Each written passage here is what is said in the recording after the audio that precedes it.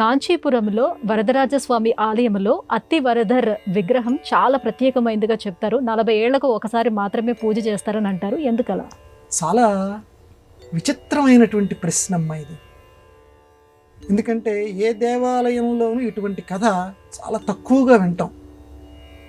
ఏదో దేవుణ్ణి ఒక ఏడు దాచిపెట్టడము, లేకపోతే 2 ఏళ్ళు కాదు, 40 ఏళ్ళట. 40 ఏళ్ల పాటు ఒక సరస్సులో ఉంచుతారు. అది ఇప్పటికీ ఉంది, నేను స్వయంగా సందర్శించాను. అత్తి వరదర్ అంటారు ఆయన్ని. ఆ అత్తి వరదర్ స్వామిని 40 ఏళ్ల పాటు ఆ నీటి అడుగున ఉంచుతారు. మొన్న 2019లో ఆ నీటి లోపల ఉన్నటువంటి అత్తి వరదర్ని బయటికి తీశారు. పెద్ద ఉత్సవం, 48 రోజుల పాటు ఉత్సవం చేస్తారు.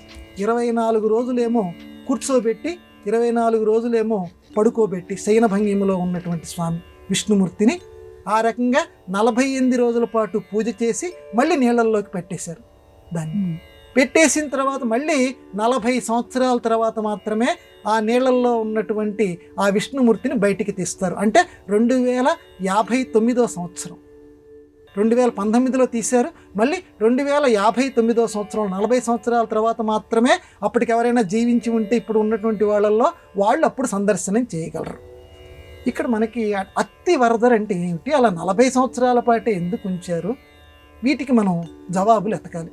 పూర్వకాలంలో ఒక మతానికి చెందినటువంటి వారు విష్ణుమూర్తి యొక్క విగ్రహాలన్నింటినీ కూడా పగలగొట్టాలని, శిథిలం చెయ్యాలని ప్రయత్నం చేస్తూ ఉన్నటువంటి సమయంలో ఆ కాంచీపురంలో ఏం చేశారంటే ఈ స్వామివారి యొక్క ఈ విగ్రహాన్ని వాళ్ళ నుంచి కాపాడుకోవటం కోసం ఈ నీటిలో దాచిపెట్టారు. ఆనాటి పూజారి స్వామి దాచిపెట్టిన తర్వాత మళ్ళీ వాళ్ళ యొక్క ఆ ప్రాబల్యం తగ్గిపోయిన తర్వాత, ఆ మతానికి సంబంధించిన రాజుల యొక్క అధికారం తొలగిపోయిన తర్వాత 40 సంవత్సరాల తర్వాత తీశారు. తీసి మళ్ళీ ఆ స్వామివారికి ప్రత్యేకం పూజలు చేశారు. అది ఒక సంప్రదాయం కింద వచ్చింది. 40 సంవత్సరాల తర్వాత ఎందుకు తీశారు అని అంటే, కాలచక్రంలో 60 సంవత్సరాలకి ఏ రకమైనటువంటి విలువ ఉందో 40 సంవత్సరాలకి కూడా ఒక ప్రత్యేకమైనటువంటి విలువ ఉంది. ఆధునిక సమాజంలో మనం గమనిస్తే ఈ వాతావరణంలో అయ్యప్ప స్వామి పూజ మనకి తెలుసు, 40 లేదా 41 రోజులు. ఇది ఒక మండల దీక్ష కింద పెడతారు. 39 రోజులు పెట్టరు, లేకపోతే 45 రోజులు పెట్టరు.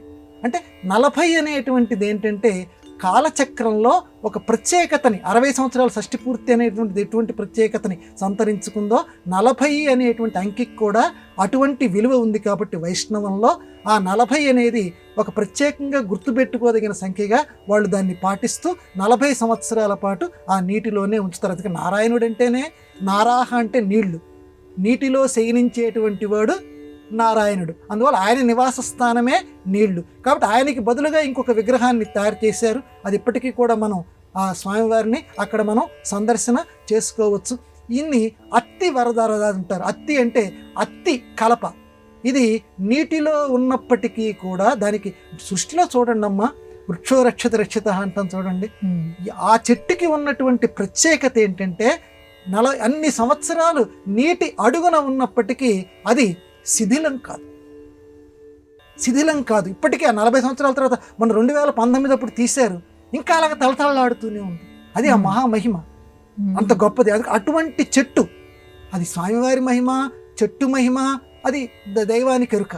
అటువంటి గొప్పది అత్తి. అందుకే అత్తి వరదరాజస్వామి అంటారు. ఆ నీటి లోపల శయనించి ఉన్నటువంటి ఆ అత్తి వరదరాజస్వామి మనందరినీ కూడా కాపాడుగాక. 40 సంవత్సరాల తర్వాత మనందరికీ ఆ స్వామిని సందర్శించే అదృష్టం కలుగుగాక.